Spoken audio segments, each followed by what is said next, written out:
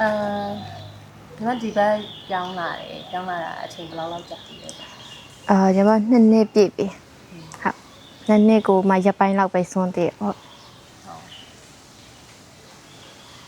ဒီဘက်ရောက်လာပြီးတော့ပထမဆုံးဘယ်လိုစားခံစားရလဲညီမကပြောမဆိုရင်နည်းနည်းအလောကြီးနဲ့ဖြစ်သွားတာပေါ့နော်ဒီဘက်ကိုရောက်တာကအလောကြီးနဲ့ဖြစ်သွားတယ်အရင်တော့အသေးရကြတော့ဒီမဲဆောက်ဆိုတာကကိုရီရန်ကုန်လိုမြန်မာနိုင်ငံလိုပဲပြောမလဲဒီနေဆက်ဒေတာတစ်ခုပေါ့နေဆက်ဒေတာတစ်ခုဆိုတော့နည်းနည်းတော့တိတ်ပြီးစိတ်ထဲမှာမလုံခြုံဘူးပေါ့နော်ဒီနေရာကြီးမလုံခြုံဘူးပြီးတော့နည်းနည်းဒူးဆိုင်တွေလည်းများမယ်လို့ကိုရင်တော့တိထားပါတော့တိထားတော့ဆက်စားကြီးပြောင်းလာတော့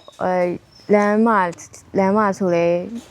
ညီမတို့ကျတော့ဒီစစ်မှုထမ်းဥတွေထွက်ချင်းကိုညီမကျတော့အလော်ကြီးအဲ့လိုမျိုးပြေးလာလိုက်တော့အပေါ်လမ်းပဲလာတာထိုင်းနေဆိုတော့လေတခါမှလည်းတွေးကြုံမှုကလည်းမရှိဘူးဒီတော့သူတို့ရဲ့ဒေတာကိုလည်းမသိဘူးဆိုတော့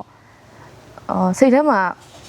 ဗလာကြီးပဲဖြစ်ပြီးတော့လမ်းလျှောက်လာပြီးတော့ဒီဘက်ကိုရောက်လာလို့ပဲခံစားလိုက်ရပါတော့ဘာမှမသိဘူးစိတ်ထဲမှာဘာမှလည်းမရှိဘူး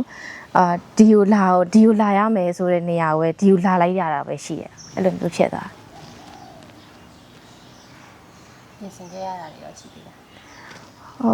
ပြင်ဆင်ခဲ့ရအများကြီးတော့ပြင်ဆင်ခဲ့ရပါလဲဆိုတော့အမေကအရင်ဆိုရင်ပြီးတော့ဆိုပြီးတော့2 ရ